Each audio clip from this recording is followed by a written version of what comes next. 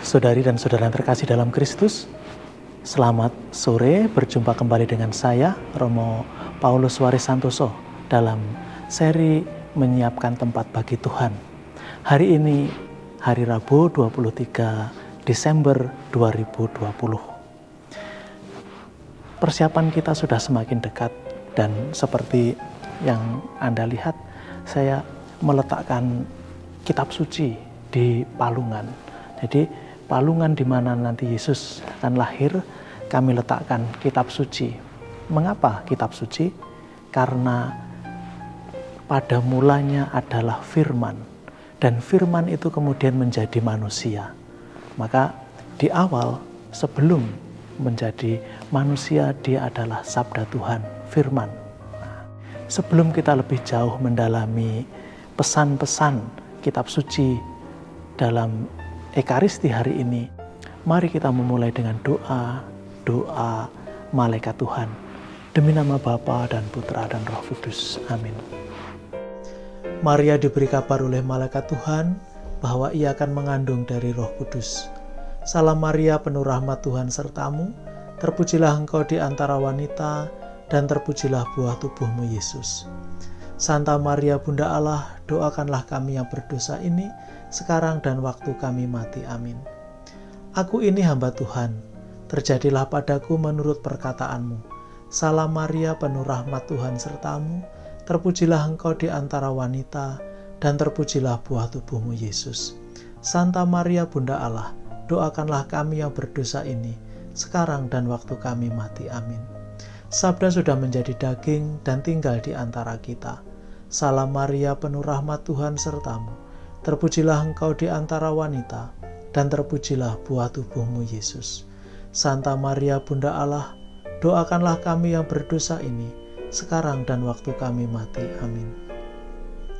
Doakanlah kami ya Santa Bunda Allah, supaya kami dapat menikmati janji-janji Kristus.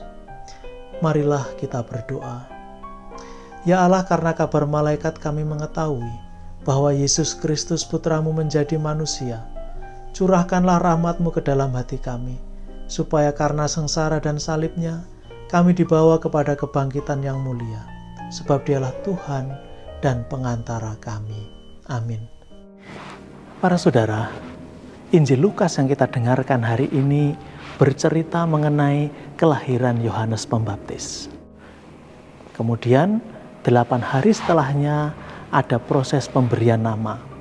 Yang menarik adalah ketika orang-orang ingin menamai bayi ini Zakaria seperti nama bapaknya dari keluarganya. Tetapi Elizabeth mengatakan tidak. Yohanes kemudian juga ketika diminta untuk memberi dia nama dengan menulis, dia mengatakan, bayi ini namanya Yohanes. Saudari dan saudara terkasih, kita tahu 9 bulan lamanya Zakaria dibisukan oleh Allah karena ketidakpercayaannya kepada pemberitahuan malaikat waktu itu.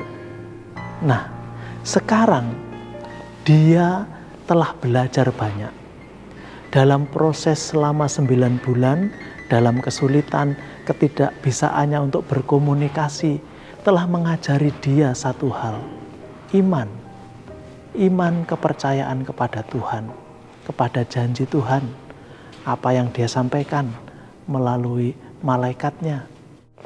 Zakaria belajar bagaimana artinya beriman. Tidak gampang bahwa mempercayai apa yang menurut pikiran manusia itu tidak mungkin, tetapi ternyata mungkin bagi Allah. Dia mulai belajar bahwa tidak semua hal itu bisa dijelaskan dengan akal sehat. Dia belajar bahwa ada sesuatu yang bisa dirasakan, dialami, tetapi tidak bisa dijelaskan. Nah, saudari dan saudara terkasih, hal yang serupa juga kita alami. Kerap kali dalam hidup beriman, kita mengharapkan sebuah tanda. Kita mengharapkan Tuhan ikut campur dan kita melihat dengan jelas bagaimana Tuhan itu bekerja, berkarya. Kita minta sesuatu, misalnya kita mau ujian, atau orang tua kita sakit, atau bahkan orang tua kita misalnya meninggal, lalu kita bertanya pada Tuhan, apakah orang tua kita sudah ada di surga atau belum? Kita kerap, mungkin tidak kerap juga, tapi ada di antara kita yang berusaha meminta tanda agar kita percaya. Dan seperti yang dialami oleh Zakaria, terkadang kita nggak bisa mengungkapkan dan nggak bisa mengerti sesuatu tanda yang telah diberikan oleh Tuhan dengan gamblang. Nah, Santa Teresa Lisieux yang kita jadikan penuntun selama kita berproses dalam masa Advent ini juga memiliki pengalaman yang sama. Ketika dia sudah di biara, lalu kakaknya Selin itu kan belum masuk biara.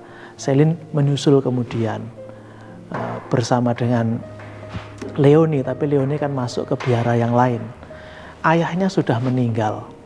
Lalu Teresa mengatakan dalam sharingnya bahwa dia meminta tanda kepada Tuhan, apakah ayahnya ini sudah ada di surga atau belum? Apakah ayahnya masih mengalami penderitaan atau sudah mengalami kebahagiaan?